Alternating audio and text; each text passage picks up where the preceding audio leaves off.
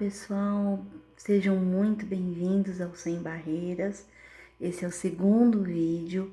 Eu tô muito feliz e eu gostaria muito, antes de começar o tema de hoje, de agradecer a todas as pessoas que se inscreveram, a todas as pessoas que comentaram. Muitas pessoas comentaram, muitas pessoas se inscreveram.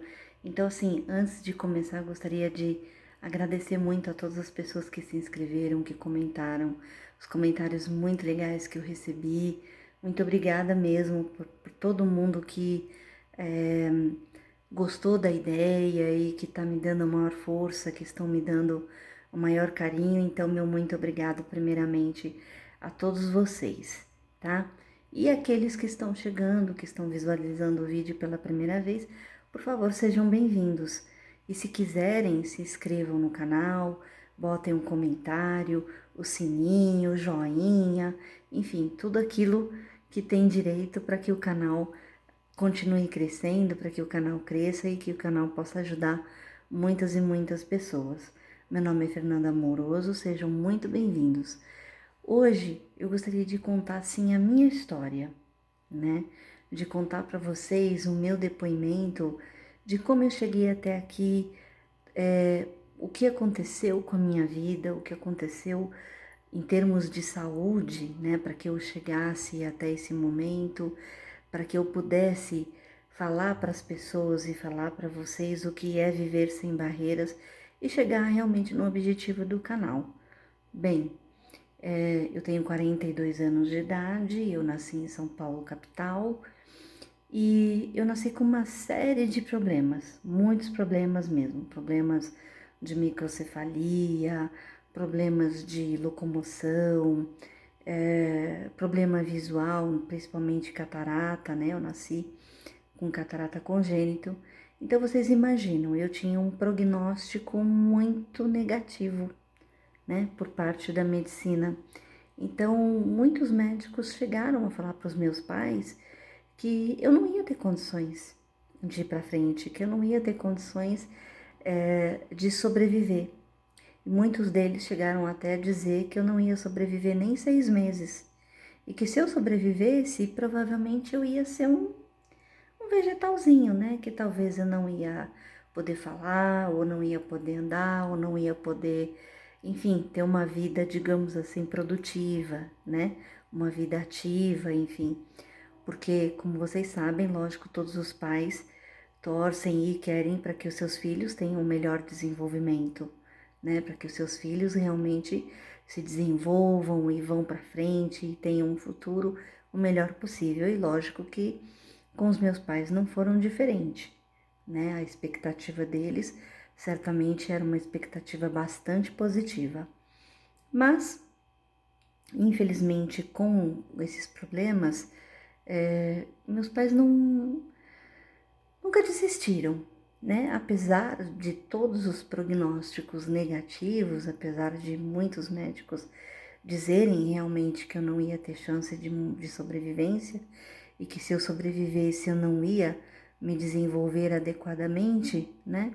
Meus pais nunca perderam a fé, nunca perderam a esperança, nunca deixaram de acreditar que eu poderia superar as expectativas da medicina. E foi isso que aconteceu. Chegou os 6 meses, os 7 meses, os 8 meses e eu comecei a crescer e a me desenvolver. Eu tive com 7 meses a oportunidade de fazer a cirurgia para retirada da catarata, porque como eu nasci com catarata, então eu nasci praticamente cega, não enxergava quase nada, apenas poucos vultos, alguma iluminação, segundo os relatos dos meus pais, né? Mas eu não tinha, logicamente, visão. Então, com 6, 7 meses, eu tive a possibilidade, né, de ser operada e de retirar a catarata. E com 10 meses eu comecei a usar óculos. Pois bem, fui me desenvolvendo com o passar do tempo. Com 1 ano e pouco eu não conseguia andar, então eu tive que fazer um tratamento fisioterápico para conseguir andar, para conseguir me locomover. Inclusive, eu até gostaria aqui de deixar o meu abraço E um grande agradecimento à ACD, que me proporcionou a oportunidade de fazer uma fisioterapia e de andar e de poder me locomover e ter uma vida praticamente normal. Então eu gostaria muito, muito de agradecer o trabalho da ACD, que vocês foram fantásticos, numa época em que a ACD não tinha tanta projeção como tem hoje, estava crescendo, uma instituição pequena, mas com grandes profissionais, e eu gostaria muito aqui de deixar o meu abraço e o meu carinho a todos os profissionais que trabalharam e que trabalham na ACD, né? Então, meu abraço para todos vocês. Se esse vídeo chegar até alguém que trabalhe lá, meu muito obrigada. E, inclusive, me disseram que talvez eu ia ter que passar 4 anos fazendo fisioterapia para eu poder chegar a me locomover. E por graças a Deus e pela força e pela vontade desses grandes profissionais, eu consegui andar em 1 ano e meio de tratamento. Então, o meu agradecimento mais uma vez a vocês. Então, fui me desenvolvendo, fui estudando, os meus pais sempre me estimulando, sempre eles foram os meus mentores e as pessoas que sempre me colocaram para cima para que eu pudesse ir adiante. Inclusive, eu vou fazer um vídeo falando da importância da família para a pessoa com deficiência, que isso é muito, muito importante, mas isso eu vou deixar para uma outra oportunidade. Enfim, fui estudando e participei de classe especial. Quem teve a oportunidade de estudar numa classe especial nos anos 80 sabe muito bem como é. Nós não tínhamos, né, a visão de inclusão que se tem hoje, não se falava em bullying, mas nós éramos praticamente separados das outras crianças, né? Nós não tínhamos o mesmo contato com as outras crianças da escola. Isso, de uma certa forma, para nos proteger, né? Porque as outras crianças, lógico, brincam, correm e poderia acontecer alguma coisa com a gente, né? Eu entendo que tinha esse intuito de proteção, mas ao mesmo tempo tinha esse intuito, digamos assim, de separar as crianças com deficiência das crianças ditas normais. O tempo foi passando, eu fui estudando, entrei na primeira série com 9 anos de idade, fui alfabetizada por uma professora cega, deficiente visual, e foi uma experiência incrível nessa época que eu estava na classe especial junto com outros colegas. Essa professora foi incrível, foi maravilhosa comigo e eu também tenho muito que agradecê-la. Infelizmente eu não me lembro o nome dela, mas foi uma pessoa excepcional na minha vida, sem dúvida. Depois disso, fui estudando normalmente, frequentei várias escolas normais, frequentei escola particular, mas eu não me adaptei. Depois eu fui para a escola para escola pública. Me adaptei, né? Consegui ir adiante, consegui completar os meus estudos. E quando eu cheguei na 7ª série, eu repeti. Acho que muita gente já repetiu a 7ª série também. E na 8ª série, eu tive alguns professores que achavam que eu não ia ter chance de ir para frente, né, de continuar os meus estudos e de ter uma formação acadêmica. Bom, que pena, né? Tem alguns professores que realmente não estimulam a gente a ir para frente, mas tem muitos que estimulam.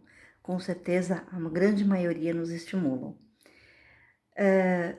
Logicamente, mais uma vez, a minha família teve um papel muito importante nesse processo e os meus pais me estimularam, sim, a ir para frente e a continuar.